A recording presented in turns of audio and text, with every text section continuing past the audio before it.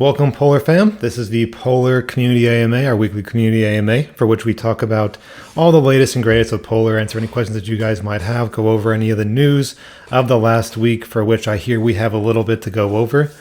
As always, I'm Shabir, community leader here at Polar, and also took a little bit of a different role that I just not fully used to just yet, but I'll be helping out with the team operations going forward. So if any of you guys have any questions, obviously just feel free to raise your hand there, request to speak. We will bring you up.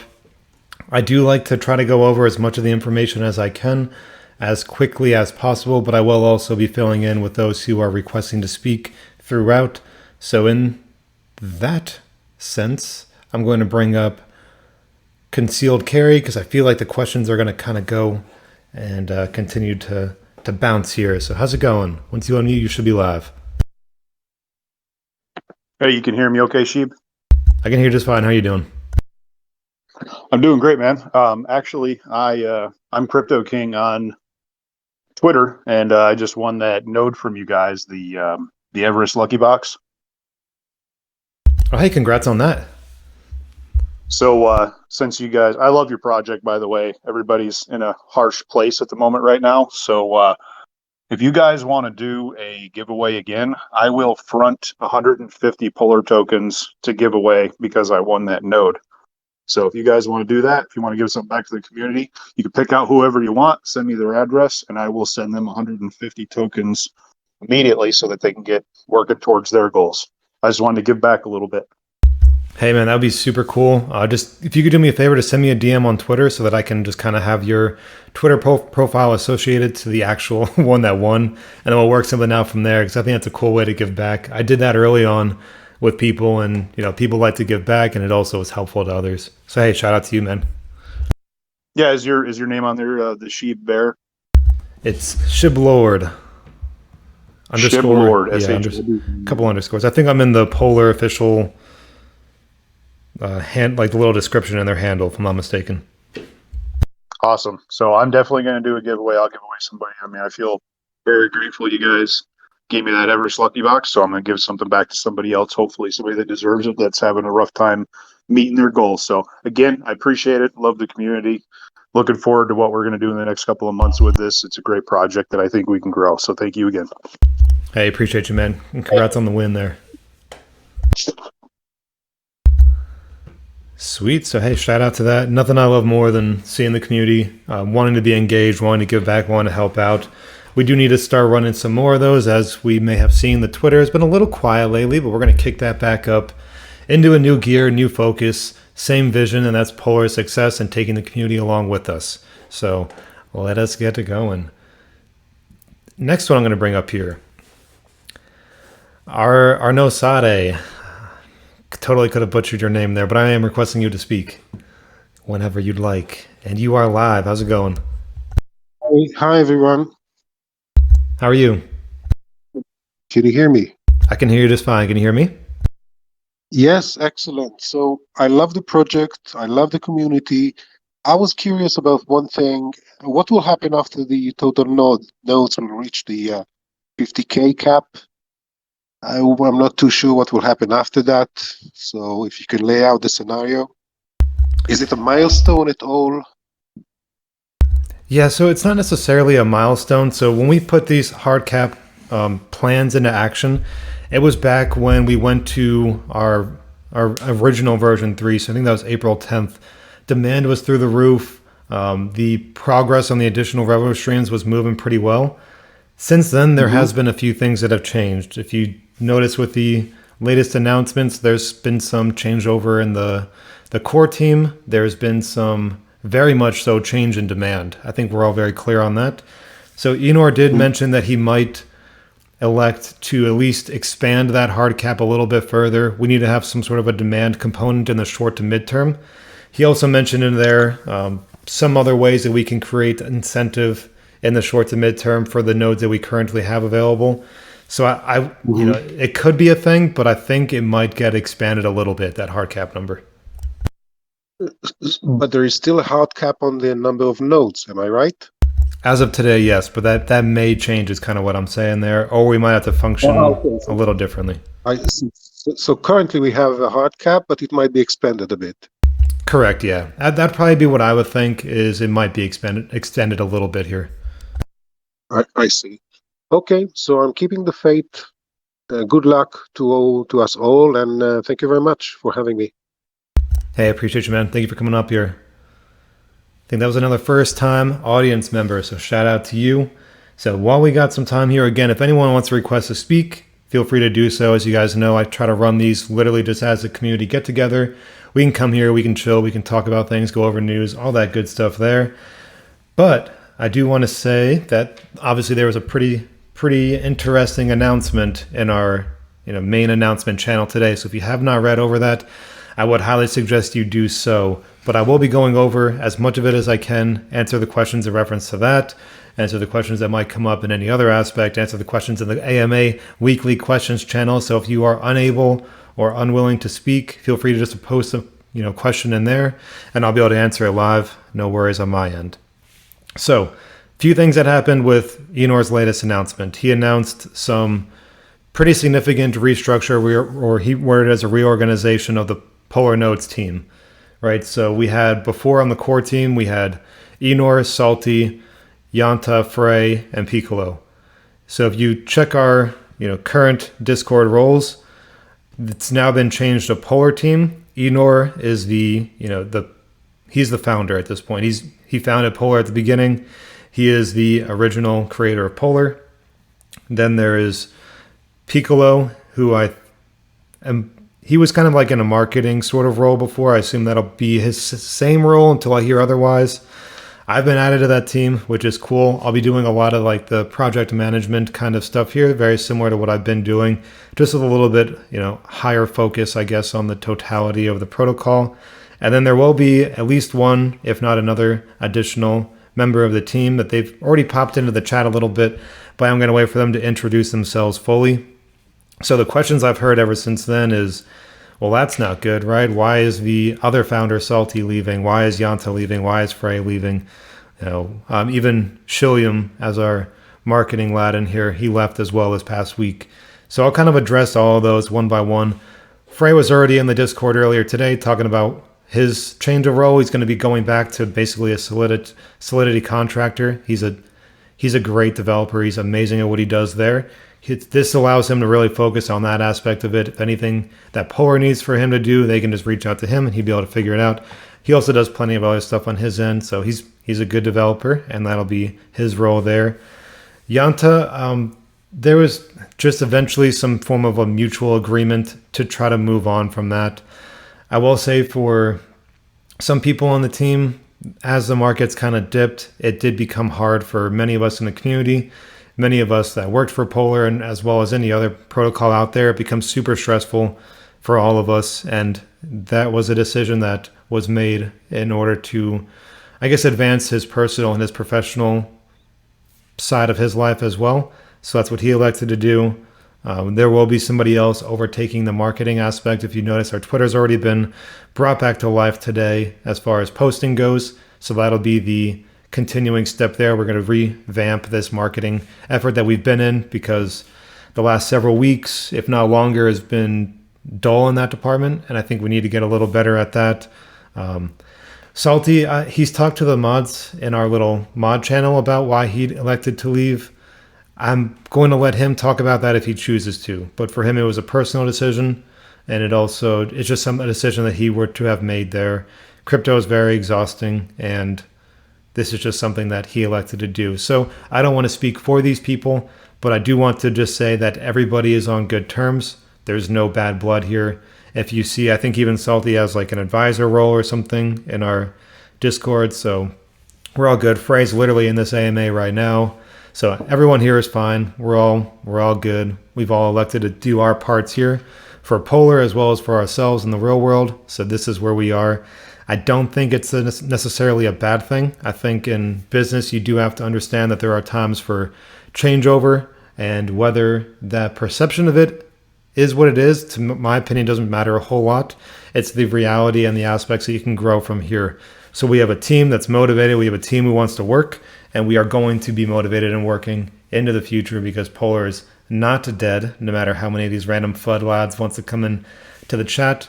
None of us quit, as far as the actual Polar progress goes, and we're going to be here working day in and day out to create the best functionality for our community and for this protocol itself. Enor also went into a couple other things there, right? So there was the aspect of the Polar nodes themselves, as in the protocol that we are currently in. So the version 3.1 is ready to be deployed. Now it's just a matter of timing it and marking it properly. So I would probably expect that pretty soon. And I know you guys hate when I say soon, but I would expect that pretty soon. And that'll be a benefit. And none of us are going to sit here and say, hey, that is going to be what gets us back to $3 a token, because a lot of other things have also changed. But it is a very positive direction for us there. Additionally, we're going to have another launch, a version 4.0 at some point in the near future that allows us to keep this same node protocol that we have, but make it a little bit more engaging. So the more that the community wants to engage with it, in my opinion and Enor's opinion, the more, I guess, it's a connection thing for the protocol itself, right? So if you actually have to come in and engage with the protocol, it is a benefit. It also allows us to manage some things like these runaway emissions issue that we've been running into and things like that. It's overall a significant net benefit. Enor is calling it basically like it's almost like a game. It's an interactive DApp, and it'll be pretty engaging. And everything that he's told me about it, I think it's going to be a great thing for Polar. It'll put a positive price action pressure on the token itself, but it also gives a little bit more of that reignited thing that we need with our community as well. Some more engagement, some more of us getting in here and actually getting back into the true fundamental values of this protocol. And in the longer term, Enor did talk about another sort of like a more in-depth interactive update that'll be kind of like more of an actual game. So Enor's been big into the game side of this. He's really enjoyed that aspect of it.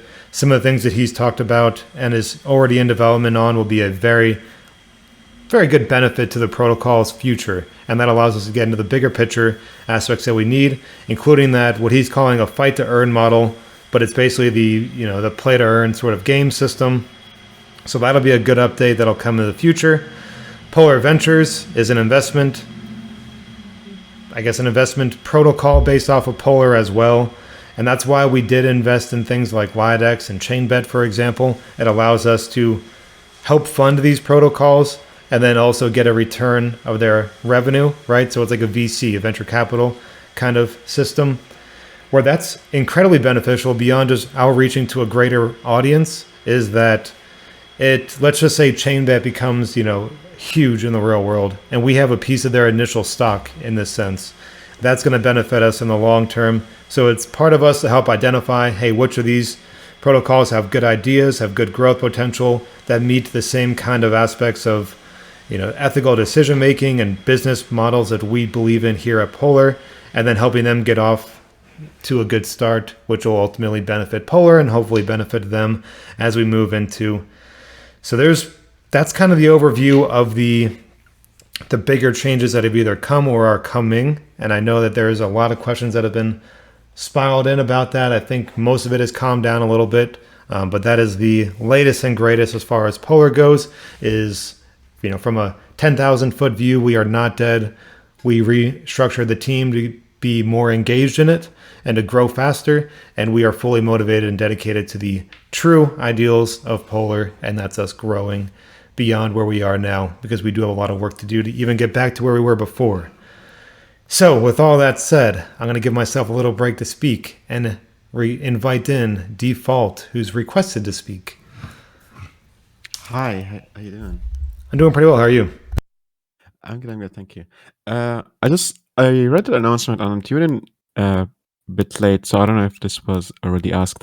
But what's going to happen with the liquidity pool? Because I remember it was locked by 5 or 6 team members, and I'm seeing that now a lot of them are going to leave. So is it still the same? Do they still have access to the keys, I guess, or how's that going to work?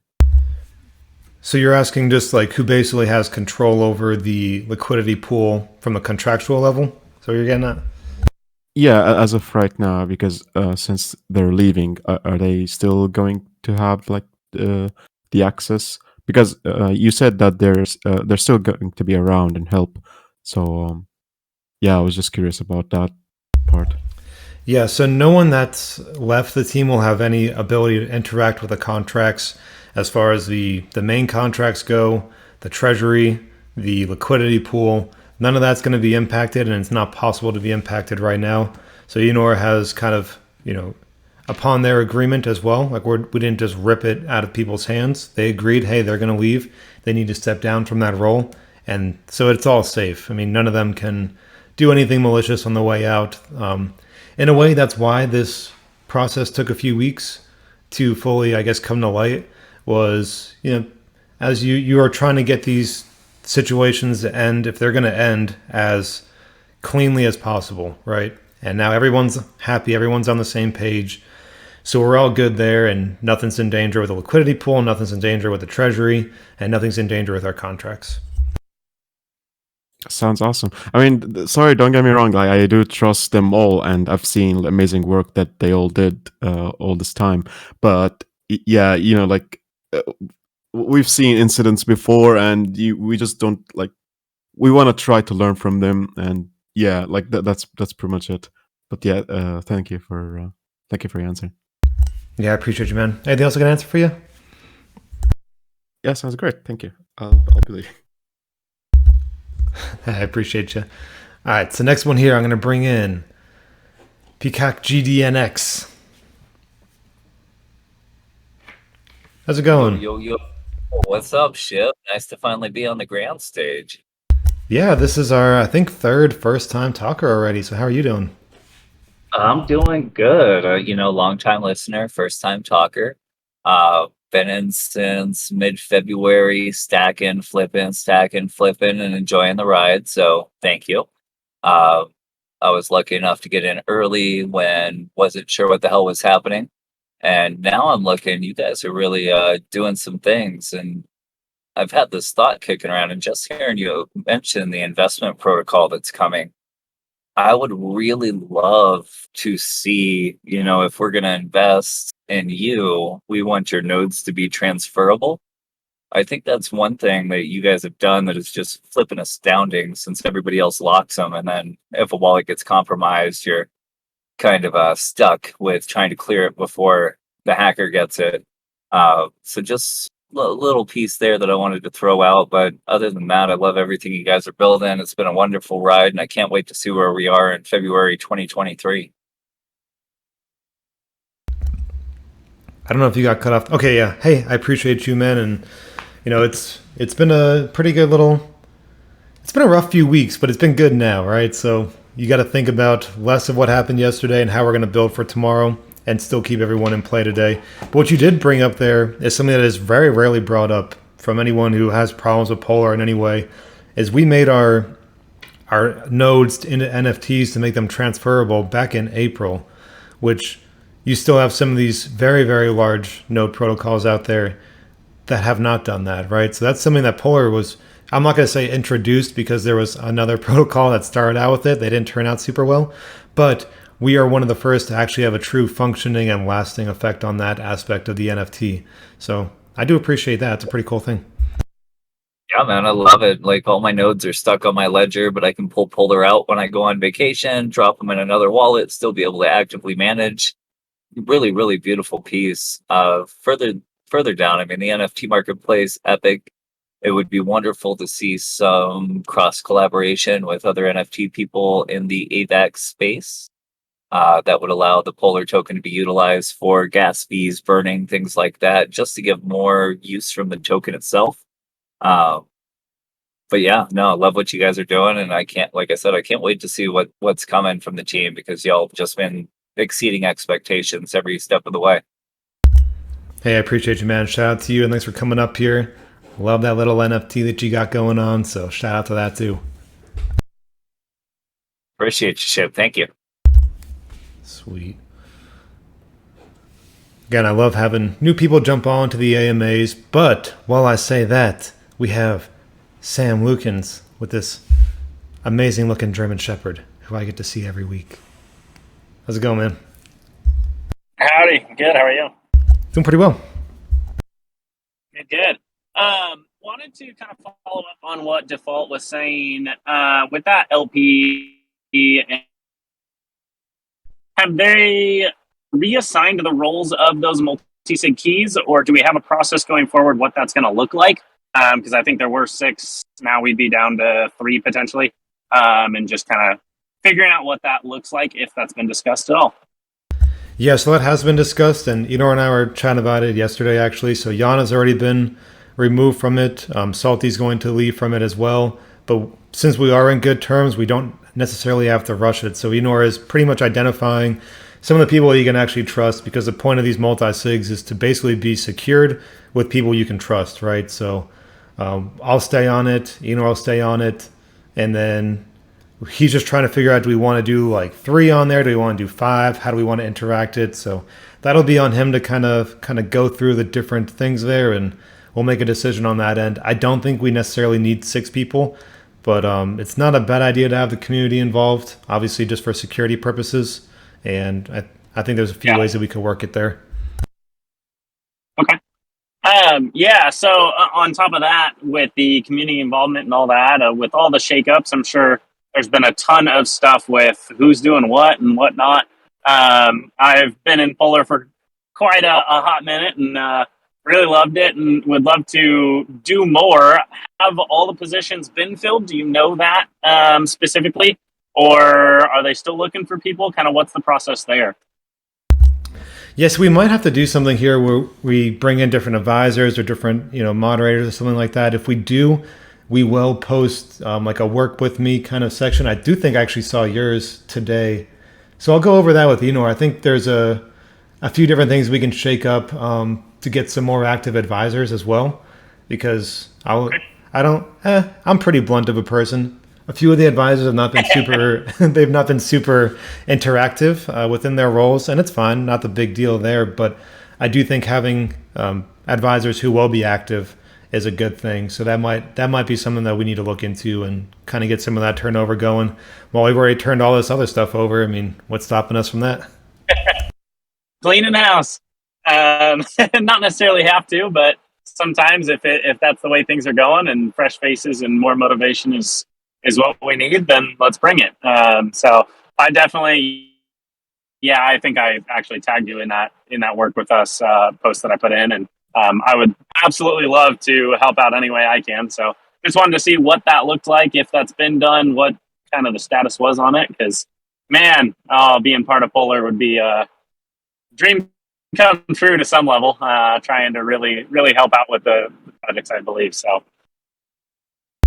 hey man, shout out to you. And I think that's kind of what I would do, is if we do expand that, obviously the more engaged members of the community are the better ones to bring in, just in my opinion, so that they have like a stake in it. Because we have people that are like, hey, I want to be a mod here just so they can get paid, but you have like a legitimate vested interest in your time while also your investments. So I think that's a good thing to be here. Absolutely. I mean, there's something to be said for to in Discord say, oh, that is, and kind of building that rapport with the community is important. So agreed with you on that, and I'll stay tuned. And in the meantime, I know I've offered my assistance on the side or back end many times. So obviously, anything needed, just let me know. I will do, man. Hey, I appreciate you. Yeah, appreciate you. Congrats on core team stuff, and I think we're headed in a good direction. Yeah, I hope so. It's about to be a fun ride as we kind of get some of this stuff put together. So appreciate you guys. Absolutely. Oop, sorry, I didn't mean to kick you out there while you're still talking, man. But you might request to speak again. Sometimes you do. But in the meantime, Sir Steve, I'm bringing you up here. I think you're also a first-time talker if you were to accept. Maybe if we do accept. How's it going, Sir Steve? Can you hear me? I can hear you just fine. How are you doing? Oh, well, I could hear you, but now you're gone, so that's unfortunate. But if you would like to talk, Sir Steve, jump back on in here, and we will continue the conversation beyond the "Can you hear me?" And there you are again. I'll invite you to speak. And you're gone again. I promise I'm not kicking you out. So, Sir Steve, third time's the charm. If it doesn't work this time, we might just have to try again later, though, okay? So, let's see. Okay, can you hear me? Okay, I can hear you just fine. How are you doing? Good. How are you? Doing pretty well, thank you. Okay. Yeah, I had a question. How do we expect to pay out over 250,000 Polar tokens a day just from the Everest? So I did the math there, and it equals about that many tokens a day just from the Everest, and that's just a concern for me because when you print it, it's only like printing 200,000 or a little bit more maybe at a time. Yeah, so the emissions thing are still potentially an issue, right? So right now, as we've kind of talked about this for quite some time here, is we are truly, like, we need people to be creating nodes in order to pay out the distributions of those nodes. So I still think that there are two ways to solve that problem, right? So you either need to increase the demand aspect again, or I should say, and or decrease the emissions rate. A lot of people don't want to decrease emissions rate anymore, obviously, because we just had to do it twice, and that's totally understandable. So I think a couple ways to do it is to find a way to increase the demand aspect. And if we do need to decrease emissions rates over time, then so be it. But with that being said, that's a lot of polar that goes out every day, and it was significantly more just 1 week ago here. So pretty crazy, but Yeah. we do need to get it figured out on our end. Well, would you consider switching the payout to a different, maybe like a stable coin? Yeah, so that could be an option. And the issue with that there is you need to have then people purchase the nodes with that stable coin. So that's the only way you can develop a treasury. It's the same sort of theory. It's the same sort of Ponzi economic supply demand variable theory. So they would need to be purchasing it with that stable, to which the node itself would then create a buy pressure on the token of Polar, and then we would pay out a part of their initial payings in the stable back in stable over time. So that it would still kind of be the same issue, to be honest, just a different way to cut it, I guess. So I don't think that is the... Yeah, I just thought it would help with the sell pressure, that's all. Yeah, and just kind of while we're on that conversation, a good example there that worked for a while was Cubo. So to do Cubo, you had to use half of their native token and half of a stable, I think, or maybe another token. But let's just say it was half stable, right? So that did allow them to get through and grow for quite some time, but they still ran into the same issues of emissions over time, and at some point they did fall off a cliff as well. So it is a good idea in theory, and I hope you're still in here because I promise I didn't kick you out. But it's just one of those things where it's almost like a solution in vision only. So it's not truly a long-term solution. And I think some of the other things that Enor brought up in that announcement, they'll be more of a secured solution mechanism as we kind of go forward. All right, so I'm going to try to get us into some of these AMA questions here. If I missed anything, I guess let me know. Okay, T-Ma Braith. I'm going to bring you on in here as well. How's it going? Quick question. I've been trying to understand this across a couple different platforms, but mostly, obviously, people claim because you need to claim to get your return investment, but we're always encourage people to, not to reinvest and buy, compound your interest, however you want to say it, buy more nodes, right?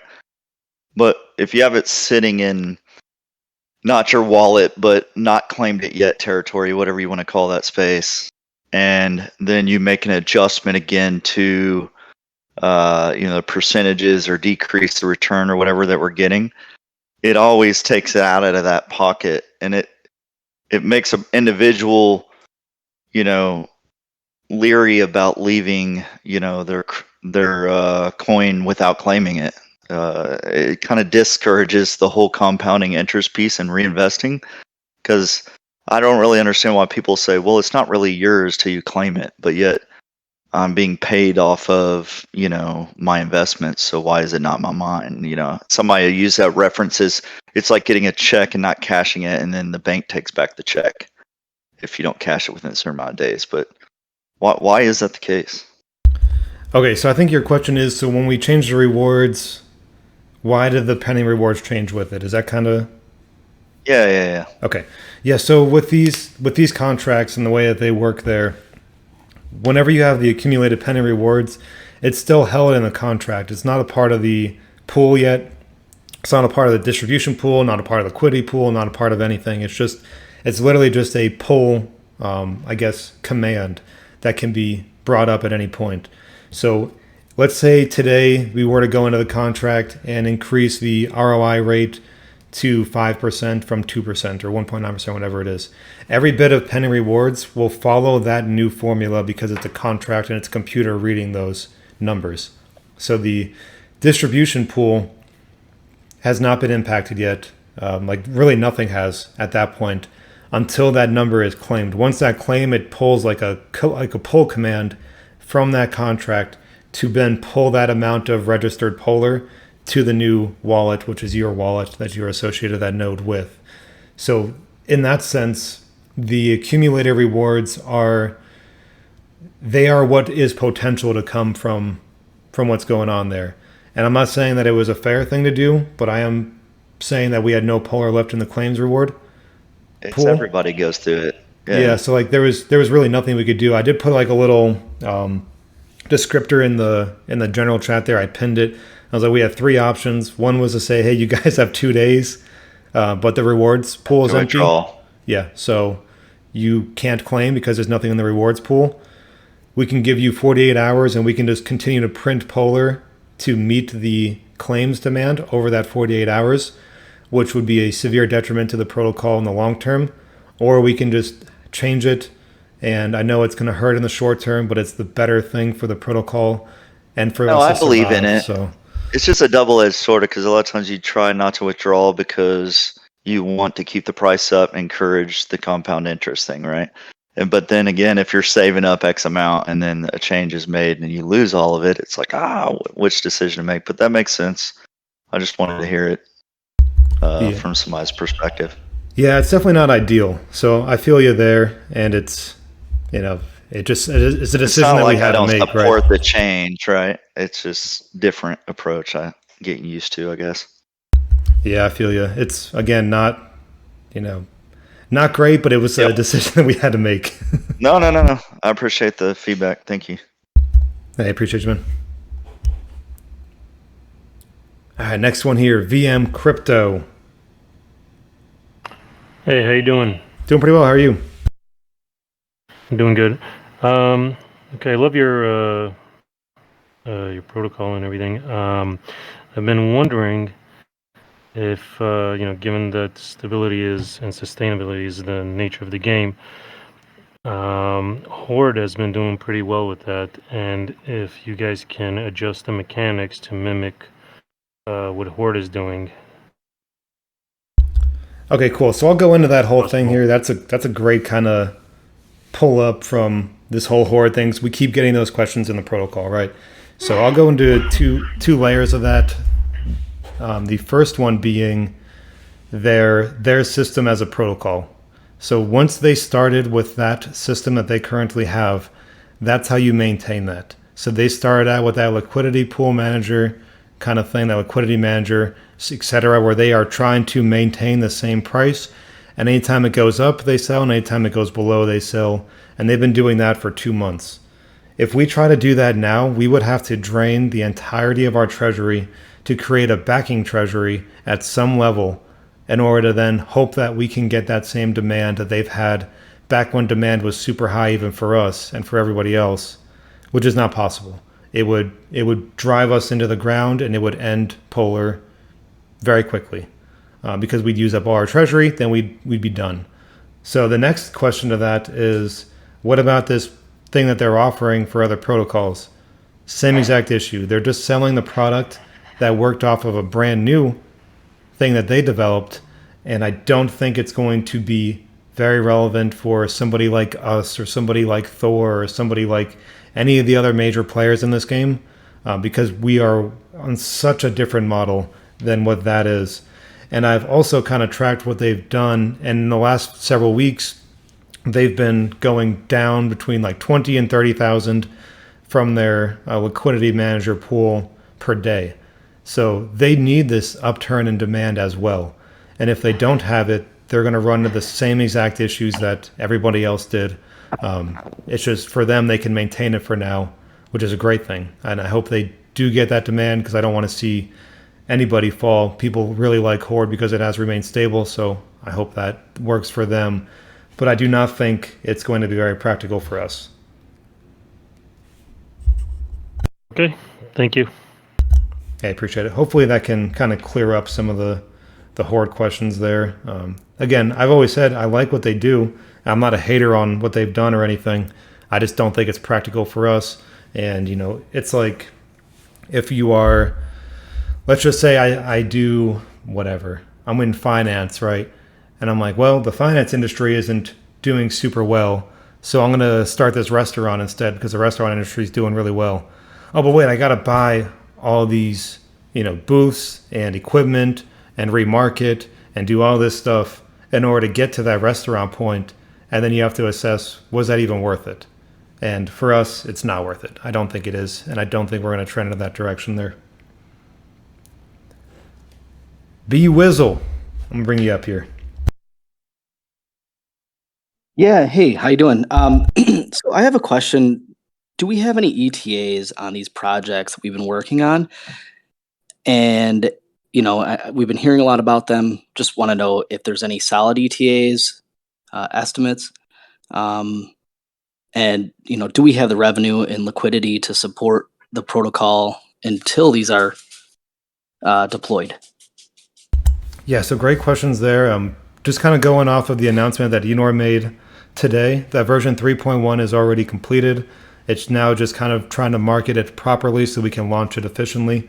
And like I said earlier, it's not going to be like here's our 180s version 3.1, but it is an actual benefit to the protocol. So ideally, we should get that launched in a meaningful period of time here. We also are at a point where we do want to get that version 4.0 out, which will change quite a few different things for a very, very significantly positive way. And that'll be something that we can address when it gets closer, but we don't want to rush things. I know people hate not having a clear timeline, but I do think that we need to get some sort of a legitimate at least idea of what the timelines are going to be and what the roadmap is going to be moving forward. Now that we can truly sit back and focus on what we're working with today and the protocol today, I think that's the next step of how we're going to operate here on all this.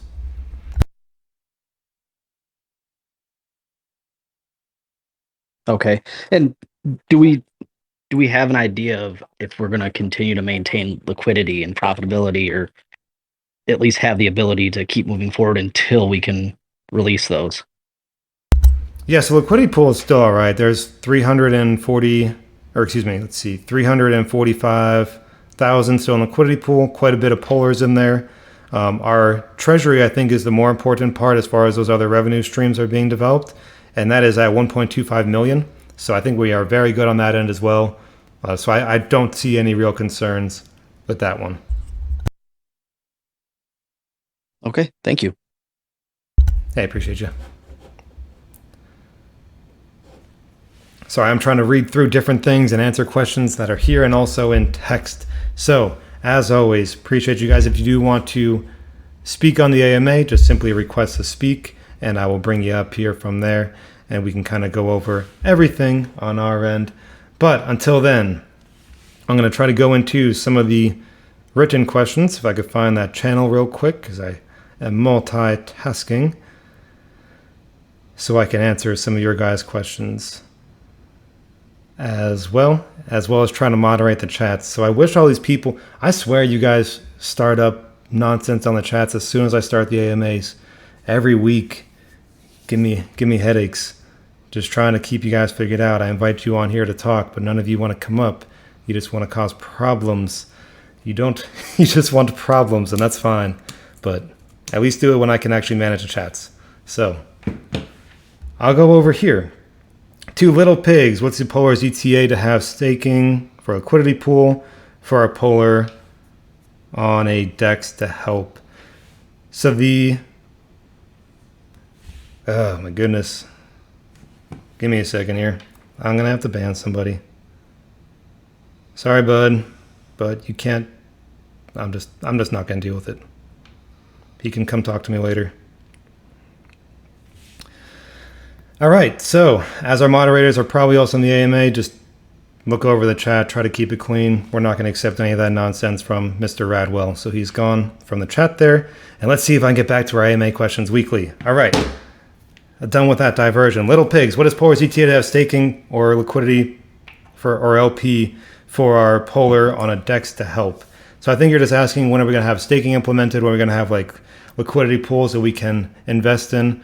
And I believe some of that was being worked on with version 3.1. I'll have to get some clarity from Enor as well to see exactly when those things could be implemented. But I know that they have been in progress for quite some time.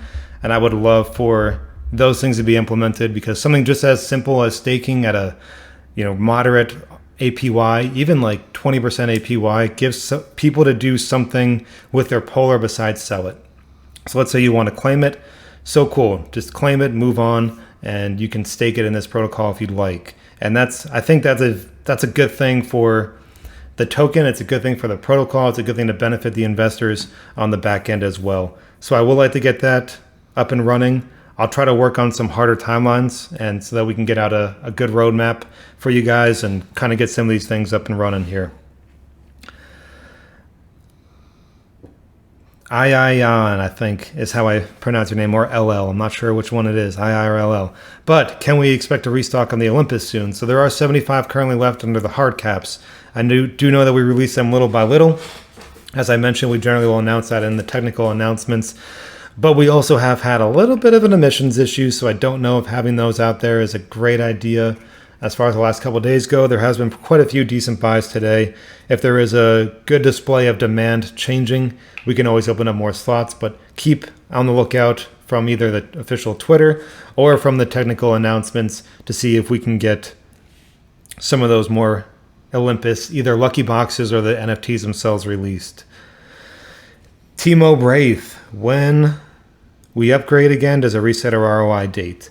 So in that case, it would. Any sort of migration will have a brand new contractual creation date for that node or NFT. So if that's what you can't really pull the information from the previous contract. So if it were to be a major migration, a major upgrade, it would have a new ROI date because it'd be pulling the creation of the new contract date that you migrated at the time that you migrated. The good news is with the things that we're actually developing there, it is much more focused.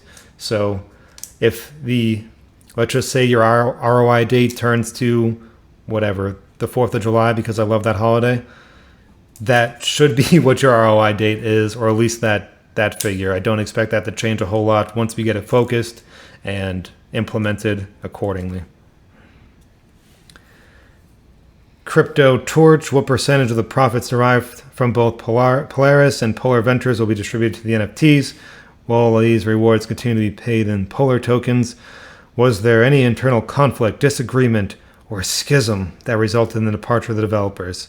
So to answer the first part, that'll all be negotiated on a case-by-case basis for each person under the venture capital side, as well as the Polaris is something that still needs to be developed, but it will benefit those who have these NFTs or these nodes currently.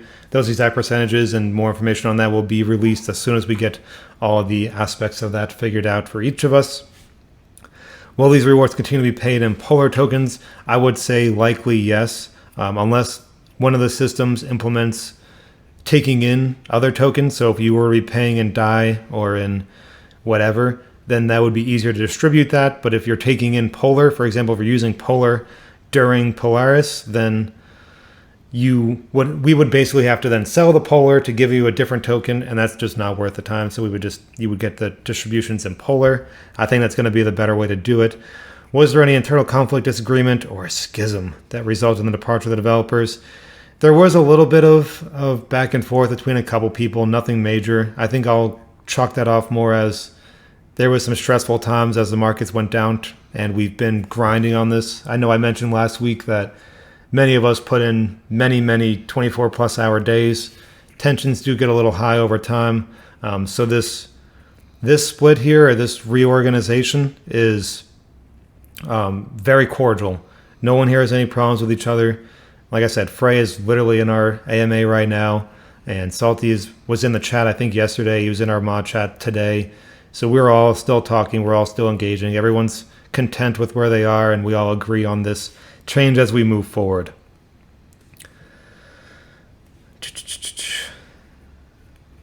Rogue. Love your vibes, man. Shout out to you. Appreciate you guys. You guys make my life easier, except for my mods in the chat that are struggling. I swear, you guys, every week I start these AMAs and people just come in and freak out. So chill. No worries. All right. Can we please set up a donation fund for the version 4 app where Polar Fam can donate Polar 2? Hey, so that's a good thing. That's a good question, Rogue. So I'm pretty friendly with another guy named Sato who has a protocol called like Charity, and if you would guess, it's like a charity playoff. So he's a formal charity. He allows you to actually get the tax deductions from it. You can verify where these donations go. So I think if we were to set up a donation fund, that would be a good, at least starter thing for it, because we can have a tax write-off after Enor gets all the legality side of the business set up, and we can also benefit different charities. And I think it'll help out Sato's organization, because he is a charitable organization, and shout out to him. I don't think he's in our AMA, but there's 178 people in here, so I don't know. But if he is, shout out to him. And I think that's something cool if we were to be able to get that involved and engaged. I think I answered most of your questions there. I know some of you go over long questions in the AMA questions, which I am all for. I appreciate it, but I do need to then find a way to talk through while I read them to make sure that I can read them out loud, because some people are a little crazy. But Babushka, you're a good lad here. So our short-term goal is to focus on the version 4.0. We will take a new direction, adopt a much more GameFi. Many are worried about the downward pressure of the nodes, but I remind you that we control this pressure with tools or rewards drop or node durability. Can you explain this part, please? Okay, so you're just questioning a little bit on what I was going into about the node aspect of it. So I did mention a little bit about that earlier. I think so I think it's pretty clear with how he said it, so I don't think I'm going to be breaking any news here. But interacting with the protocol is a good thing for not just the community, but for the engagement of our actual protocol itself. I don't want people to have a blind loyalty, but it does give you a little bit of a connection to the thing that you're investing in, which is a good thing. Now, the node durability aspect and the rewards drop aspect that he brought up there. The rewards drop are what we did before. We took the emissions rate, we reduced them. The daily yield is less, the emissions out per day is less. The other aspect of that is when we do a migration, we could say, hey, at X times ROI, your NFT or your node degrades to 80% capability, to 60%, 40%, 20%, whatever. However it wants to be played out. And then in order to reactivate it or to reboost it, you would pay some sort of a fee in likely AVAX or something that's beyond Polar itself. You could do Polar as a native token, but you don't necessarily have to. You could do a stable, you could do the native token, you could do the blockchain token, you could do whatever you want there. So that's a theory of idea. We don't want to just say, hey, we are now a maintenance fee protocol, enjoy that aspect of it, because I don't agree with that either. I've been very clear that that is not a great solution unless there is more involved to it, including incredible transparency and focus. So I think at least with something like that, we're not saying, hey, if you don't pay by the 4th of every month, your node dies and all those rewards are gone. It would be more like a node degradation effect over time with the ability to reboost it and kind of recharge it a little bit. So that's that theory there. I actually like that theory, especially when you consider the bigger picture of emissions and how they will truly run a protocol into the ground. this makes people at least put a little bit back into it. Imagine if you were to have invested like $5,000 back in January, and all you did was compound between then and 3 weeks ago. How many Everest, Olympus, whatever you'd have with emissions going out per day with your initial $5,000 total that you put in back in January, right? So you have whatever it might be. Because let's just say if you had 50 Everest before ROI drop, I'm not even sure how much money that was per day, but it was a significant amount, right? So this is a way to reduce that sort of long-term kind of runoff that many node protocols see. Also keep everybody engaged, but also not just throw, hey, you need to give us more money or else kind of thing, because I don't think that's fair either. So this is kind of a balance of it. More information on that will be released as we get it all formalized and make sure that the contracts work appropriately for it and everything makes sense as far as the community, the protocol, the contracts, and everything else in between.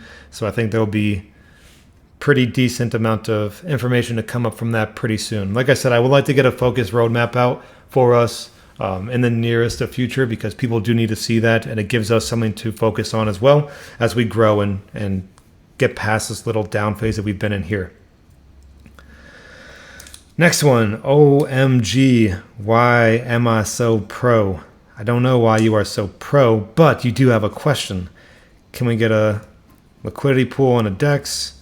I already answered that. Great question. I'd love to get one established. So hopefully we can get into some of that stuff. Staking and liquidity pools are generally beneficial to different aspects of a protocol. Craig Joe, I'll address this one. I know I already sent you the link there, but it was, I guess, in the mod society chat. One of the people, Salty talked about it in the general chat, so I can go into a little bit here. One of the people, this was, 23 days ago or so, 22 or 23 days ago, there was literally just, it wasn't anything extreme. It wasn't like a legit compromise. It wasn't really anything major. It was just an issue within the contract where a node, we basically created a node. It pulled a bunch of Polar. Instead of it being not live, it was live. We identified it. We're like, shoot, was this an exploit? That's literally what was going through our heads. Like, did we just get, is something bad happen, something crazy happening? As we're doing that, some person who I don't even want to mention their name because they did try to blackmail us and bribe us or else they're going to expose the information. So irrelevant to them, right? But basically 18,000 Polar was minted and sold. Within a few hours, it was fully replenished back into the pool at the same 18,000 Polar rate, not whatever new AVAX rate. So it was a whole lot over nothing, no exploit, no outside compromise, no attempt at a rug or anything. And the most logical thing like that, if you guys want to understand how rugs work, if you were to create a node and pull all of the Polar, the million Polar at the time, that would be an effective rug, right? Or the 500,000 or whatever is in the liquidity pool. But this wasn't that. This wasn't really anything major at all. It was resolved within a couple hours, had zero impact on anything that was going on with Polar. And we just had one person that said, hey, I want money because this is what happened. And that person even told me in the DMs, yeah, I did this to, I think it was Unicorn or something, and they didn't pay me either. They just blocked me. Like, yeah, because you're trying to freaking bribe people. So it is what it is. Things happen within different contracts. It was resolved quickly. This was over 3 weeks ago, and we've moved on significantly. But homie wanted his 5 minutes of fame yesterday, and I guess he got it because I'm talking about him on my AMA. So shout out to you, whatever your name is. I know your last two digits were 69. That's the only thing I remember about you. What's going on, Rocket? This year, but did we get into? I can't hear you there. I have your volume all the way up. Okay, I'm gonna drop out. I'll jump back on my. Okay, yeah, very, very quiet. So whenever you come back in there, shout out to you. Captain Tibby already answered the question about Horde. Again, I don't want to sound like I'm a hater of Horde. It's just we're different protocols. So, I remember when everyone was bashing down our doors over Red Light District and all those other ones that were breaking AVAX back in the day. Yet here we all are. So, Cyber G, this is an interesting one. What are our other sources of income apart from new investors? Do you guys have any ICO? If yes, how do you invest that money? If ICO, you mean like a pre-sale, that was back in, I think, either late December or January. The initial coin offering, is that what you mean by ICO? If you don't mean that by ICO, I do apologize, but we are in June tomorrow, so I don't think that is relevant, but we did invest that into the protocol back then. Other sources of income, I would check over Enor's announcement. Right now, as I mentioned, we are still a node protocol. We do need people to create nodes in order to pay out rewards, and that is what we will be until we get these additional revenue streams up and running. But in the meantime, Rocket, I'm going to try to bring you back in. Can you hear me better now? I can hear you fine, man. How are you? Awesome. Doing good. How are you today? Doing pretty well, pretty motivated. Awesome. I apologize if we jumped into it already. I got pulled into some other meetings while you guys were talking before, but did you touch on the nodeware in much detail yet? Yeah, so I just kind of went over that a little bit. So you're talking like a degrading kind of effect? Yeah, I guess my main question about that was, I've seen it implemented in different ways and didn't know if it was being taken into account so for a lot of us who jumped in, February or March or whatever, and have just sort of been, compounding and building into the ecosystem as opposed to taking, a lot of profits, then the price goes down, of course, the market, everything else. Looking at it, we're probably at least a year at current prices from actually pulling our initial investment out if we were to sell every polar that we make from here on out. So knowing that, I guess the question is, like, what does this nodeware mean in that terms, right? Like, does that mean we're never going to get to actually pull the initial investment out if prices don't significantly improve, or is there a way to keep the nodes going if we do interact? If they do wear out, do we still maintain the NFTs for like the long term profit share kind of thing? Like, just all those questions popping around. Yeah, so that's a great series of questions there. So just talking even privately with Enor way before he made this announcement there, everything that he's talked about and how he's been planning it and orchestrating it is that if there is some sort of a degradation effect, it's one that you can continue to put money into so that it still benefits you. So it doesn't die off. It's not like after 3 times ROI, boom, it's dead. You got nothing more from it. It's just here and over. So the idea of it is it's almost like hey, it's degrading a little bit. You can put, and it won't be like 50% of your returns or anything crazy. It'll be some sort of aspect to say, hey, please interact with the protocol, give back a little bit. You're going to still be able to maintain and grow from that NFT that you currently own and get more return of your investment. And then over time, that NFT is still not going to go away. That's when it would transition to some of those bigger revenue share potential models that can come down the road. So the idea is to keep it so that it's beneficial in the short term so that we can get to the long term and move into sort of like a multi-interaction aspect of our NFTs.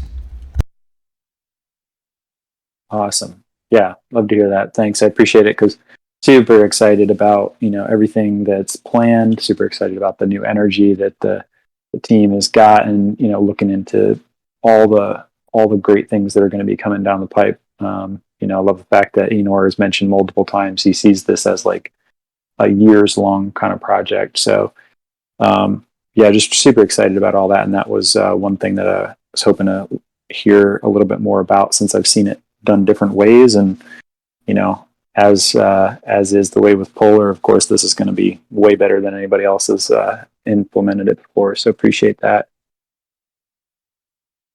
Yeah, hey, no problem. That's a great question. I think there are people that like they're gonna have their concerns about it. I know as soon as it gets formally announced, we're gonna see it in the chats. So we'll be there. We'll talk people through it. I do like that we made the announcement today, a little bit before my AMA, so I can actually address these things in voice instead of just, let's say we did it on like a Thursday, then people are just sitting there and speculating and not fully tuned in over the whole weekend and then still freaking out. So I think it's a good thing. Enor is great at focusing what we need to be on right now, and I think we're going to trend in a very, very positive direction in the coming days, weeks, months, etc. So I think it's a good thing. That's awesome. Yeah, and I'll just tag on to what Buddy Sam was saying earlier, that if, there are more spots that need support or help for the team, we'll be looking for them. Love to help you guys out at some point if it all works out. But either way, definitely a long-term investor and glad to be here. So hope you have a great rest of your afternoon, man. Hey, I appreciate you, and good to talk to you again this week here. Sweet. So let's see if I can get back into... Yeah, people are wasting their cooldown in the general chat on this, so that's funny. All right, so let me see if I can get back into the AMA Questions Weekly channel that I happen to lose often.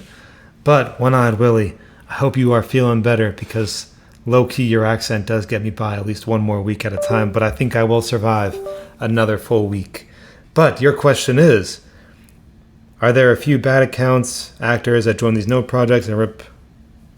Yeah, so that's pretty standard, man. And even in the real world, like, you'll see, competitors will go on like Yelp or whatever and give a bad review to one of their competitors in the real world. It just is what it is. Usually it's not the teams involved or the mods involved with those other protocols. It's usually very emotional investors where, it's just one of those things, man. Like, if we're trending down for a day or two, it's almost like hey, let's go attack now because they're vulnerable. And that's why I've been a little bit more harsh in the chats lately, where I will time people out or ban people, or Mizzo will time people out, and all of us here are kind of working on it, because I've literally watched a very positive and productive chat turn toxic in 3 seconds because one person jumps in, another person feeds off of them, and then it's just negative. So I just ended at that point, to be honest. I'm not going to deal with it anymore. We don't have to. And quite frankly, I don't need their vibes. So that's on them. So I think that is a real thing. I don't think it's within the other protocols. I have a good personal relationship with many of the people who are involved with other node projects, including like Thor and Hive and all those like bigger ones. So none of them have any malintent towards us on the top level, but investors are investors. People get emotional. And I don't mean that as a bad thing. I just mean that as like they are so secure to their investment that they think that they can put down another investment and it'll somehow either make them feel better or make their investment better. But obviously that's not the case. So it sucks. I mean, I hope no one here in our community does that. So please don't go to other protocols and talk down on people. It's not appropriate. So that's my little thing on that there. Let's see. So RCJR, what are the node hard caps per class?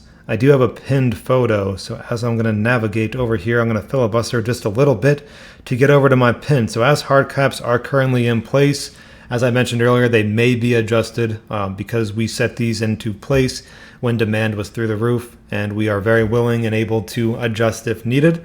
But right now, the Olympus are 500 total. Everest would be 16,500.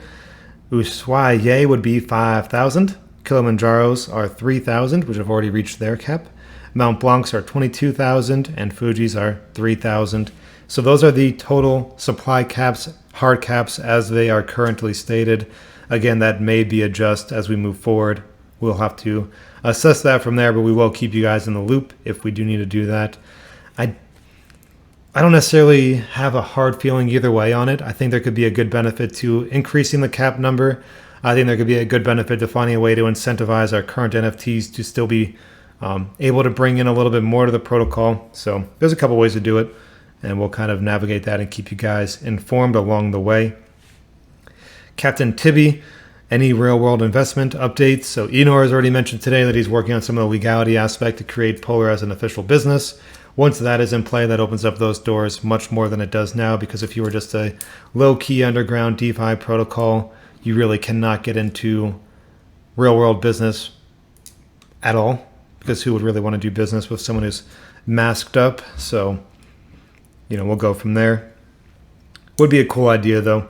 Even just relatively stable things that are real-world investments, even like, I don't want to go into ideas just now, but there are ways to implement that into the world.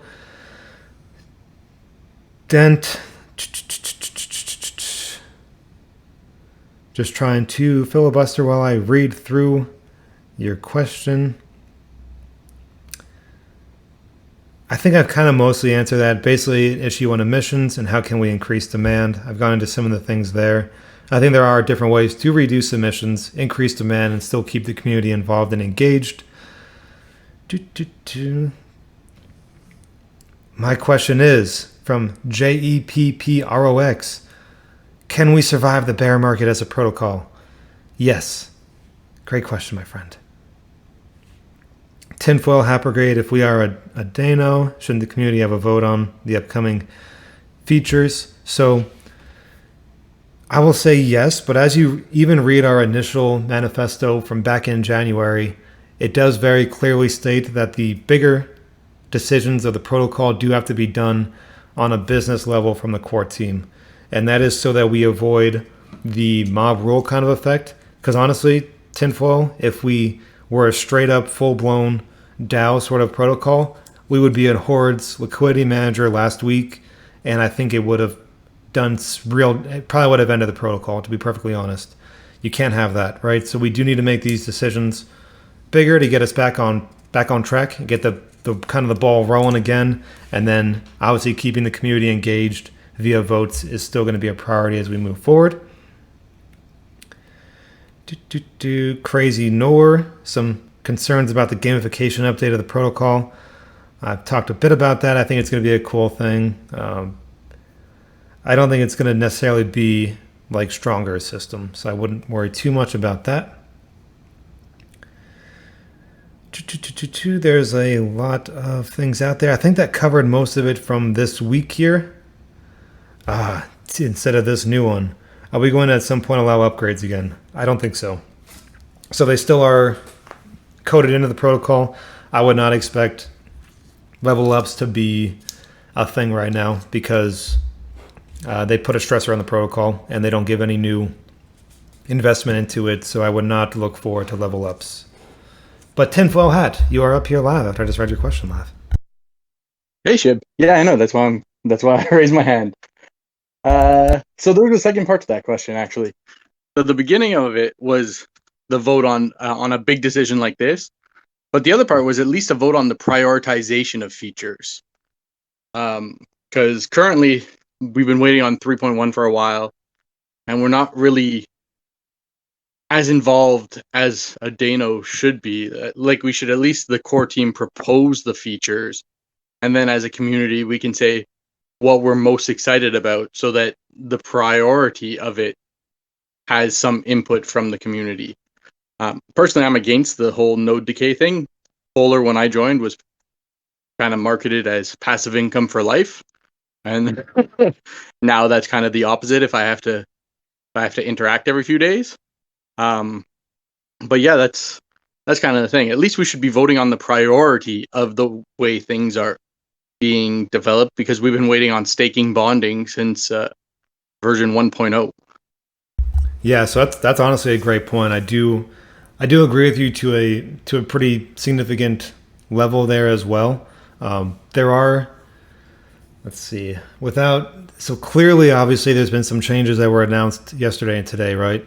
So a lot of the focus has been dealing with that over the last few weeks, and not quite where it should be, which is on the protocol, right? So that is resolved, and this allows us to focus kind of mainly on the protocol again, which is perfect because I swear I'm getting white hairs and gray hairs from trying to get through all the stuff that has kind of, just had to become with this changeover that we're going through, which is a good thing in the long term. So I think there's a couple ways to think about it, right? So let's say the bigger game was the most popular one, the one that would take like a year. So if we were to prioritize that totally because the community wanted it, then nothing else would come out, right? So that's... Well, I'm... Sorry. Yeah, so I get what you mean there. I think there's just a few things to it. I think we do need to find... We have to prioritize a thing that's going to be the most beneficial to the community as well as the protocol quicker so we can start this turnaround because... really with the DAO theory, once the demand dropped and things started to get out of hand. So I'll actually give a great example of this, right? So during the first rewards reduction, the rewards pool went to 0, right? We were like, hey, we need to make a change. And in our discussions, we're like, man, should we be 24 hours or 48 hours that we give them to make this change? We elected on 48 hours because we were trying to prioritize the community. And in my humble opinion, that created a negative net benefit in the long term, because we almost took the business side of it away. And we're like, hey, we're just going to solely kind of focus on the community and then implement the changes. And I don't think that was a great thing at the time. So I think when we're in these hard times, business decisions have to be made. Money needs to be prioritized where it makes the most sense for the business itself.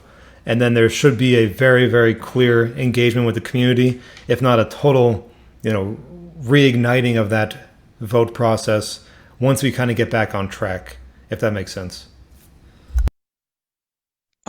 Yeah, I mean, honestly, I'm still not a fan at all of the game. Really, there's so many indie games that just fail entirely, and I feel like we're spending a lot of effort on it as opposed to delivering other features that were much easier to implement, such as the lottery and the staking and bonding and stuff like that. And I mean, bonding would have generated the polar needed for the rewards pool and stuff like that. And so that's why I'm a little upset about that. I'm also a little upset, honestly, about that one comment that Enor made, that Mizo had posted or who pinned, where he mentions that he's the creator of Polar and all that stuff. And yes, he might have been the leader who started it off, but the community is really what made Polar great, and the transparency of the team and stuff like that. So I feel like nobody can really claim creatorship of Polar anymore since we became a Dano. We are Polar.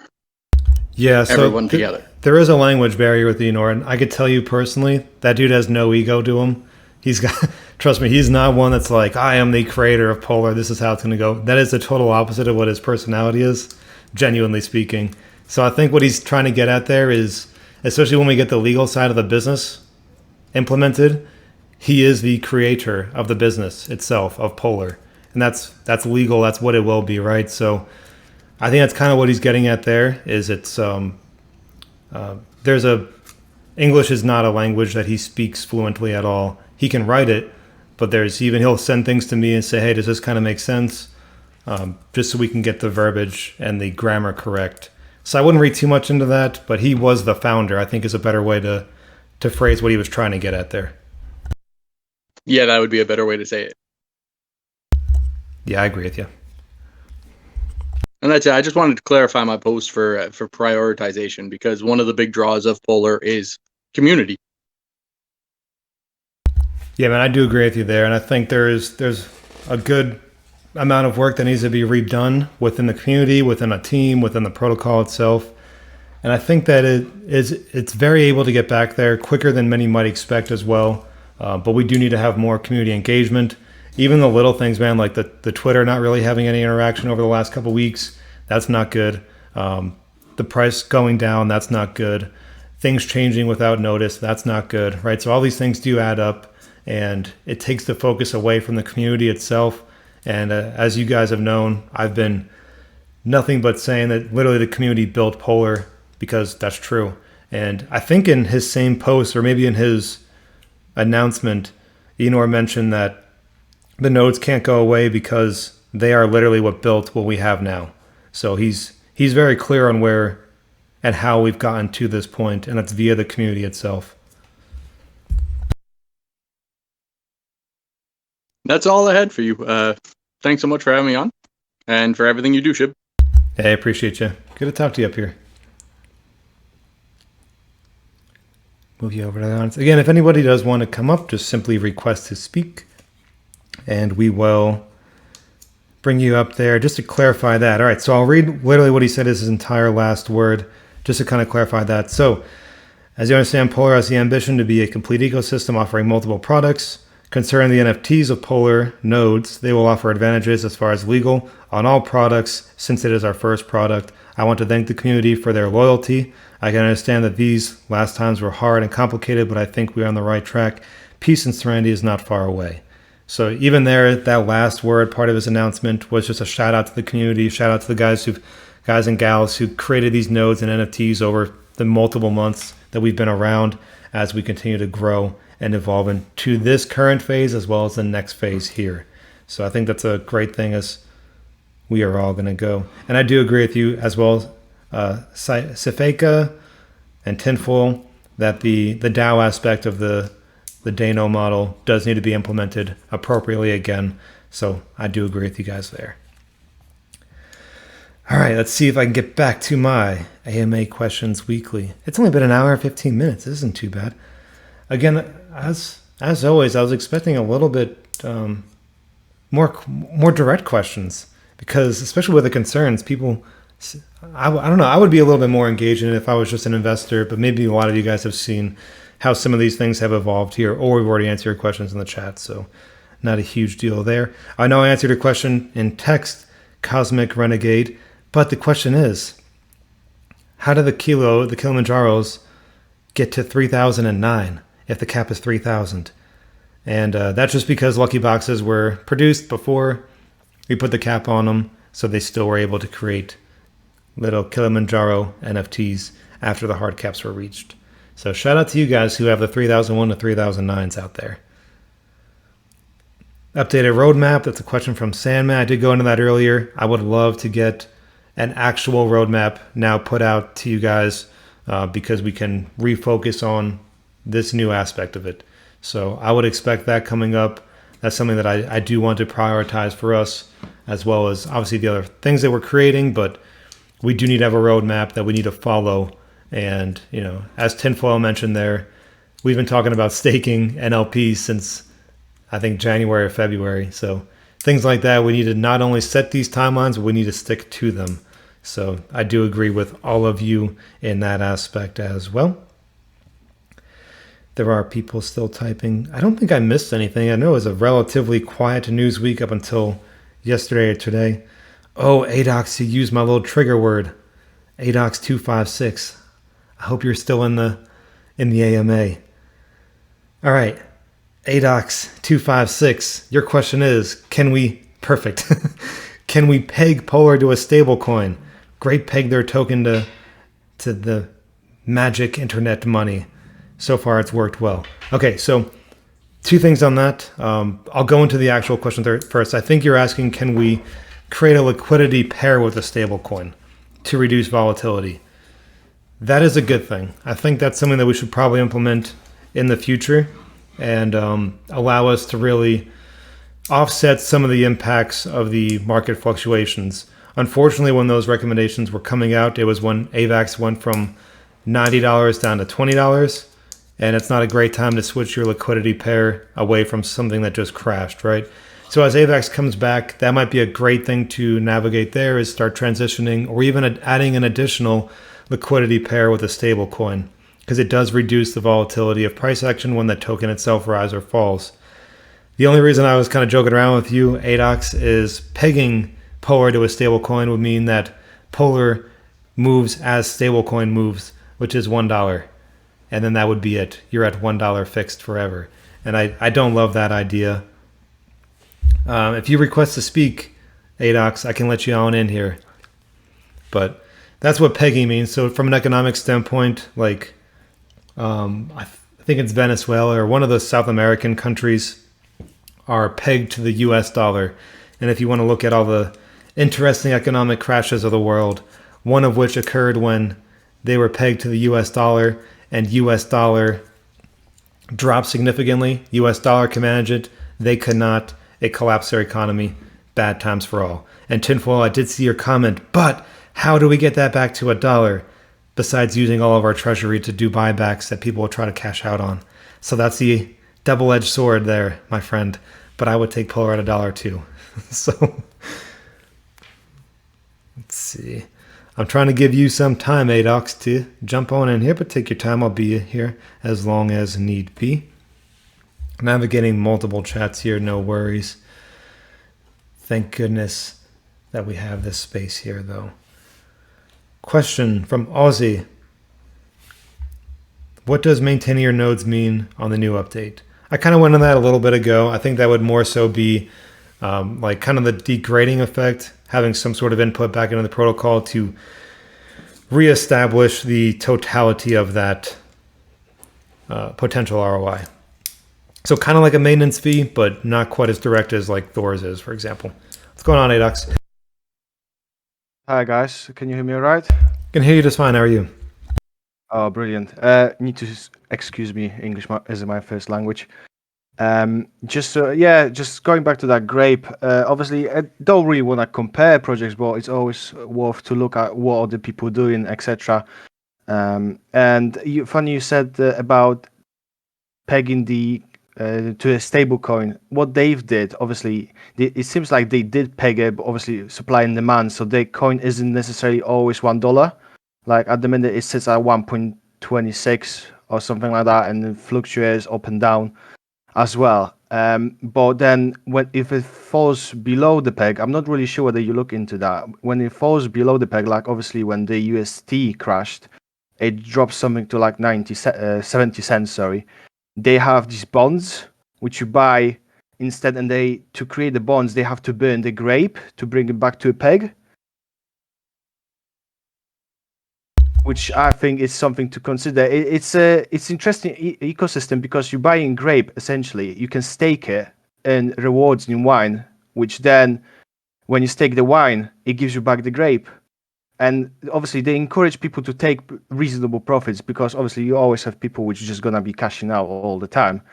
But they do encourage people, to take like, I don't know, 20% profit, whatever, just to help and sustain protocol. Obviously in these stages, and then such instance, obviously when it dropped down below a peg, the wine stops producing any more grape, and then you can buy these bonds to bring it back to the peg. It's an interesting ecosystem. I think it's worth to look at what they actually doing, to be honest. Yeah, so I do know how they do, and it's the same exact argument that I have against Horde. Is if we were to change our protocol to theirs, it would be ineffective. We'd have to spend so much money to change it to them the way that they do it. And I also don't agree with how they use the term peg, but I do know what you're saying. But it's the same thing that Horde does, where they're trying to maintain a certain price by doing buybacks and buy sales and all those things to manipulate the price to a relatively stable level, which is great. Like I said, I think Horde and Grape are both great projects out there. I have nothing against them, but we are 5+ months in. We just can't flip out what we do totally here today and expect it to work because we already have this much work on the other side of it, if that makes sense. Yeah, no, obviously, whatever works best for us. Just had a quick question as well in terms of the games, because obviously it seems like now we trying to develop the game, play to earn game. But so far, I must admit, I don't really think these games, play to earn games, doing that well in the entire ecosystem. And obviously, what is our plan? Because obviously, I don't want to mention the project which does game as well now. I can't see this going much further really. But what's our main audience, if that makes sense? Obviously, how would that bring us a revenue, etc. Yeah, so I think there was a couple different things there. So what I was initially planning was like a very large MMO style polar game that would take a long time to produce. Like we're talking over a year. A game like that would be like, console based, PC based, like a very, very legitimate large scale game. And that would be more like, what actual games are, right? I think the other thing you're talking about is kind of like what Thor produced, which is a play to earn sort of game, which still is engaging. And I know their token price hasn't really reflected, but once they get that established, that would give a very good utility to their protocol because people are going to use it. And the way that it is now and the one that we are doing doesn't cost as much as that larger one to get up, doesn't take as much time, and it does give another utility for at least a decent portion of people to engage with our Polar token itself. So I think it is a positive. It's not gonna hurt us any because at some point you could dissect that. Let's say you don't like games, you like, I don't know, something else. And then someone else says, I am into games. I'm just thinking from the, obviously, as you mentioned before already, it's just like, obviously they're gonna use 30% of the revenue of that to do buybacks, etc. But I think I hope I'm not mistaken, they only managed to get when they were doing minting phase, wasn't it? And that's what it was called. they only managed to get like a 500,000 or something. So obviously, whoever and how many people minted these tokens or NFTs, whatever it was, obviously had to spend a lot on the game. And I'm not really sure whether the same people would be willing to spend that much on the game every single month to keep it going, really, if that makes sense. Yeah, so Because I don't think yeah. it's quite like that. It's not like you have to mint a new NFT every month. It's they basically were just they created an NFT involving their game, which we already have our NFTs. So you guys already own NFTs if you Right. own nodes. So I think we're a little different in that aspect. I do think it would be a positive, but I do think that it can be better. And as you grow and kind of see what other people do and think of your own ideas, there's different ways to make it better for the community as well as for the protocol itself. Yeah, that's fine. Thank you very much. That's all I had really. I hope you're not leaving us. Looking at the recent announcements. Never. This is my home. Good. So Good.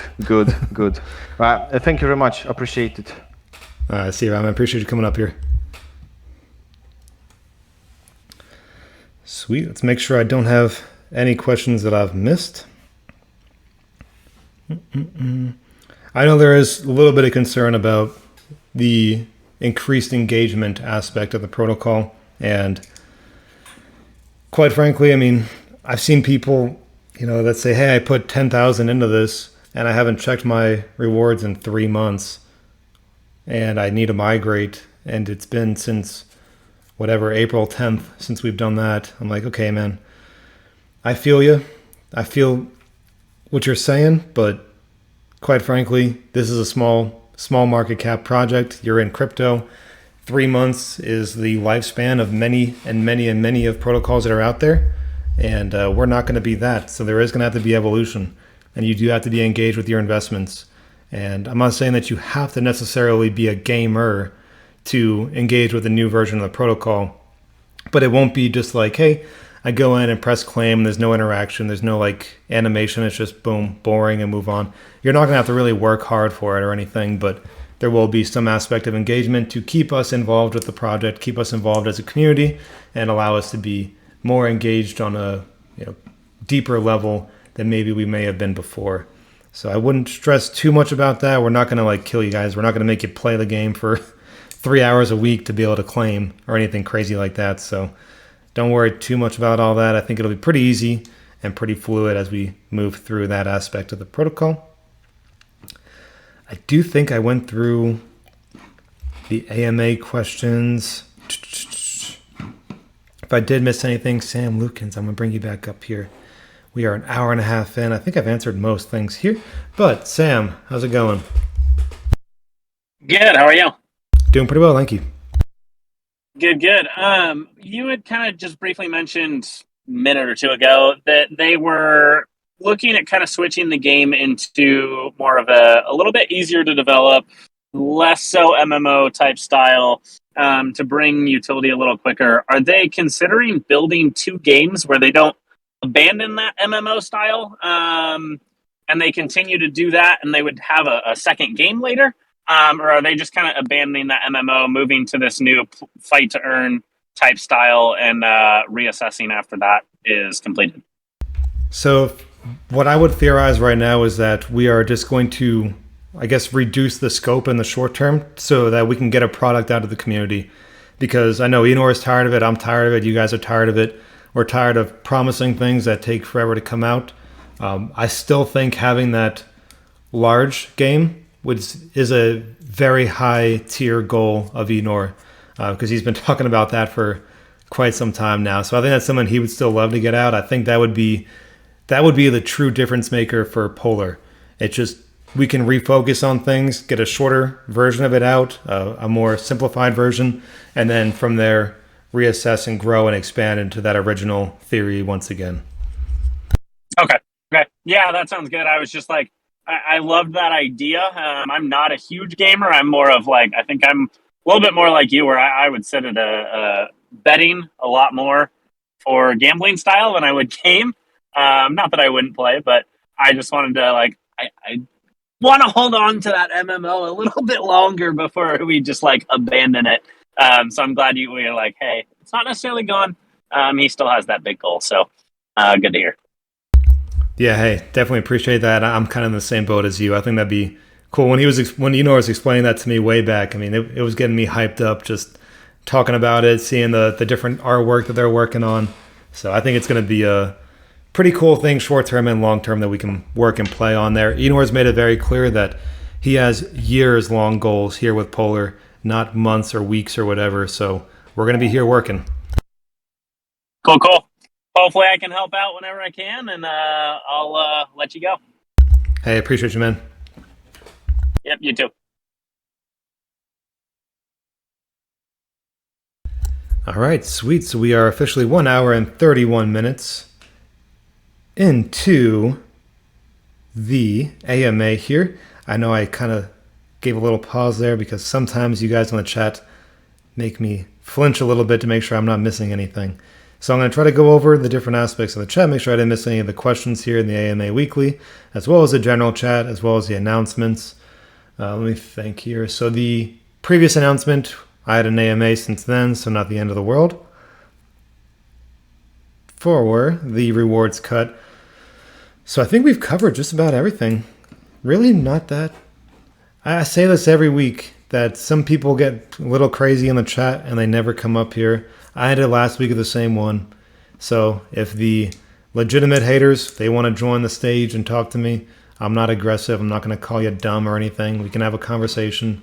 We can talk things out. We can try to go over your concerns, because honestly, in some of that FUD, there is like legitimate concerns.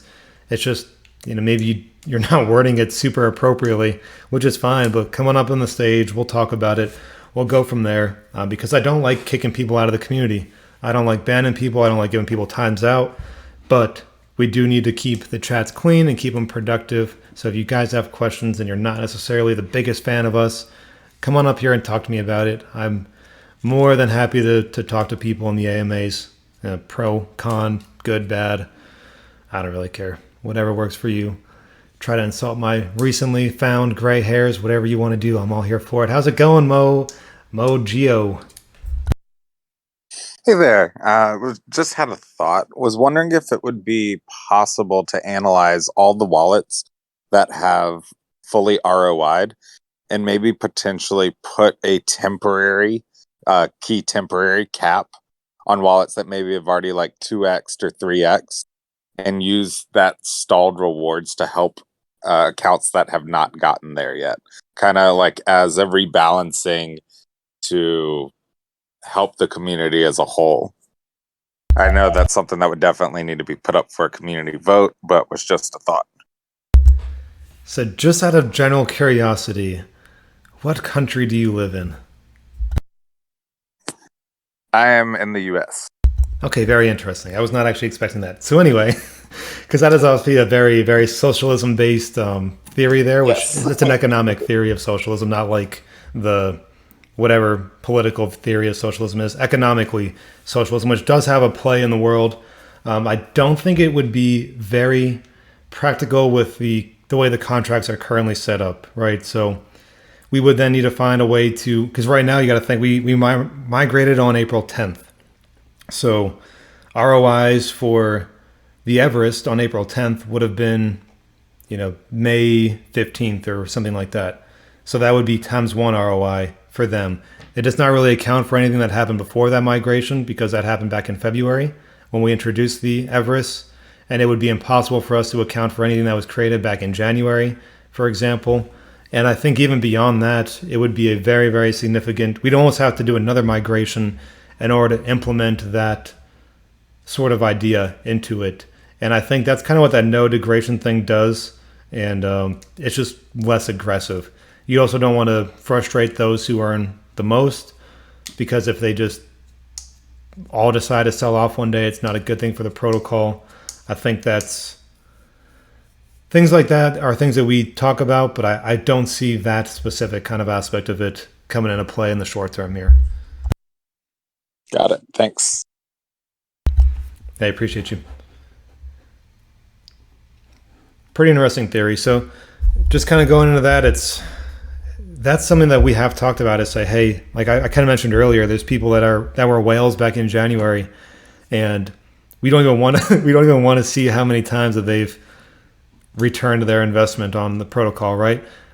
Especially as times go down, and I see people that are like, I'm never gonna hit ROI, which I think we still can. So don't stress too much. That's what our job is to now work for you guys. But that is a real thing. I don't think punishing those who got in early is very good or very positive, because we have a compound effect. So what if you ROI'd with your Everest 5 times, but you've never taken profits, and now your token is down to, 0.14 or whatever we're at currently? I don't think that's very fair for them either. So that's a relatively positive theory, I guess. It's just very hard to implement without really isolating a big part of the community, and it would destroy incentive to compound, I think, which would not be a good thing. But Emod 1414, welcome back to the AMA. Thank you very much. Thank you to give me a chance to speak. How is it going on your side? How is the weather in the US, in your state?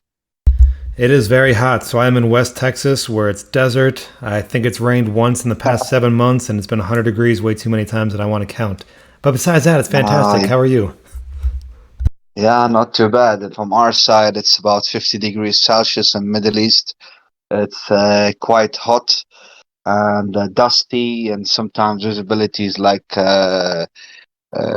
500 or 300 meters, so it gets really bad. But it's fine, life goes on. Yeah, I just want to speak something relating to the marketing. I guess the first thing I want to speak about is referrals. Unfortunately, I've seen the referrals in Polar quite weak, because you only offer referrals for certain amount of certain people who are doing YouTube videos, or sort of speaking in Twitter, or they have channels, but not everyone has the time to do that. But we do have like connections that we know people have money to invest in the protocol. Me myself, I invited few people, but I was not benefit. I didn't get any benefit from referring them to Polar to invest in. That's number one. Second thing, I mean, the advertising is fine, but I see this a bit weak. You could more do like, there are people all around the world, other than English speakers. I mean, from China, from Europe, or I don't see any ads or people speaking about Polar regarding for investment, and making it more interesting for more people to get in. That will help the marketing part of it. I guess you could do more about it. And the third thing is about I wanted to talk about yeah, I mean, now the nodes, as per recent information received, there is no information how many are available, how many are left. It keeps everyone in a question mark. Okay, we can see the moment is 43,800 as per the latest I can see on the app. We should know, but just keeping track of how many the nodes available. For instance, let's say the Everest. We just have an Everest, and it says ROI and ROI tax after and before. Why don't we have something like the numbers just below? So many are left. It also attracts people to buy more the nodes. That keeps the project more creative. At the moment, we just can see, if it's available. Olympus is available. Sometime it is, sometime it's not. I mean, instead of actually sending in a message on this on this chat group, you could just keep it there. Like when it's green, you can buy, instead of just sending a message, because not everyone would see the message instantly and then go and buy. They don't have notification on there. These things, and also the ROI, for instance, return for investment. When we invested, it was let's say 30. Now it's 20 Polar per day. So the ROI is not also appropriate over there because the investment price was high and now it's low. So there is no proper calculation. If it's not right, then you should not put it there, right? It's sort of like misleading, I guess. Maybe for the new investors, it's fine because they're buying it at quite low rate. Then some people who bought it at 1.5 or 2 polars, to get the polar, so it was now it's quite low comparatively with the dollar price. Yeah, that's it really. I just wanted to. I'm not saying it's bad. I'm just saying the marketing part of it. I guess it just needs more marketing, not only in English language, but there are people all around the world can invest. It's in DeFi, decentralized finance. Anyone can put their money in. So I guess if you probably catch some sort of members in different languages, that will attract people more than just the English speakers or people who know about crypto. Thank you. Yeah, so there's a lot to kind of unpack there, but I do think you're right. So we did have a period of time that we were marketing pretty well to the European audience, the US audience, and the Asian audience via different kinds of influencers there. So I do think that is something that we do need to kick back up significantly because our influx of new investors has been pretty low. So that's a valid, very, very valid point there. Having a cleaner interface or even just a oftentimes reminder of the total amount of nodes left per hard cap is also a good thing, especially if we're to be clear on the DApp itself. I think the hard cap thing might change a little bit. It may not, so we'll still kind of navigate that. But regardless, having that sort of psychological impact where you're like, hey, there's only 3,000 Everest left, for example, or whatever the case might be, that's pretty good as well. And the first one was influencers. Okay, so I do agree that some other form of influencer program might be beneficial, though referrals people exploit super easily. So there's ShibBear, and I personally have, I don't know how many MetaMask accounts, probably 9 or 10 of them. So I refer my account to me, I buy New Everest. I refer my account to me, I buy New Everest. I basically just found an unlimited exploit, right? And that's the downside of referrals. Unless you cap it per wallet, but even then, now the new wallet's referrals count, it could still be exploited. That's why we went the creator code route. That still caused some drama. So if you guys are causing drama about your dang creator codes, it's free Polar. Just chill. So don't be dramatic with it. Don't try to start fights. We can all grow and move on from there. I do think trying to develop some form of actual referral program is a good thing to incentivize those who legitimately do bring new people on board. But we do need to make sure that it's not exploitable very easily anyway. Yeah, I do agree. Yeah, it's fine. Let's see how it goes. I mean, as you said, we all here for the fun of it. Actually, yes, we have invested a lot of money in here. I mean, everyone's some sort of investment what they can. I mean, I'm mostly here for the fun. It's always fun to come to the Discord on the AMA and hear you speaking and learn some new stuff and meet new people. I think crypto is all about not only about money. So it's nice that we have a nice community here from different countries, different cultures. So I guess in the positive side, we should not invest all our money in one basket. So if it's that the case, we all invested some amount of money. It's fun to sometimes go and pick up some polars and convert it to your own currency and send it to your account and so on. It's fun. It's just the whole thing about being invested in polar. I guess we are all having fun here. Looking at the Everest and all other projects that you have. And let's continue doing that and be positive. And hopefully one day, as you said, AVEX will be $90 and we'll keep on smiling and withdrawing some money. Yep, that's the goal, man. So I know you said you're here to have kind of fun and engage with the community, but we do need to try to make this as profitable for people because that's what people came here for. And then the community is great and it is profitable, and that's what I call a win-win. So that's what I'm looking for. Yeah, let's go for it. Let's go for win-win. Anyways, nice speaking to you. Have a nice day, and hope to see you next week or speak to you next week. Hey, sounds good. Good to talk to you again, man. Appreciate it. Yes, bye. Sweet. So good questions there. Next one, Petey. Whenever you accept the request, you will be in here. If you do elect to accept the request. How's it going, Petey? Hold on. Can you guys hear me? A little bit. Let's see if I can turn your mic up just a little bit here.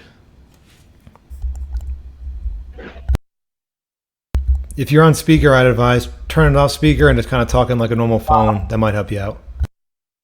Can you hear me or no? Yeah, I can hear you fine. How are you? Good. How are you? Doing pretty well. Keeping busy. You know, the usual.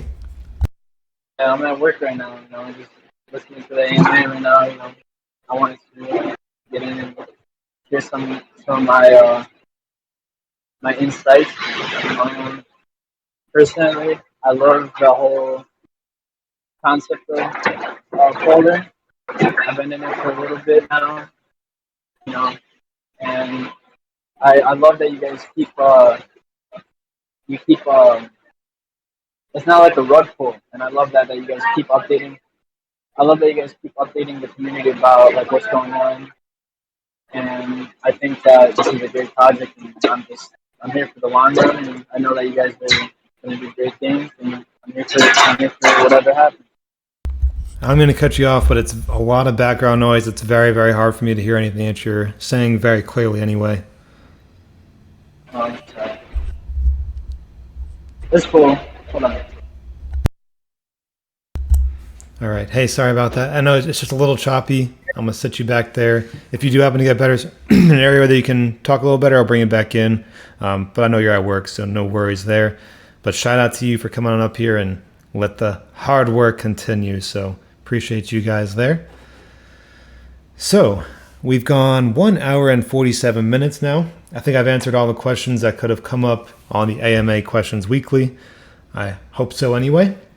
And that came up in the general chat there and through the announcements and kind of going over the week, which is a relatively slow week up until yesterday. And then we had a lot of news come out between today and yesterday. So shout out to all that.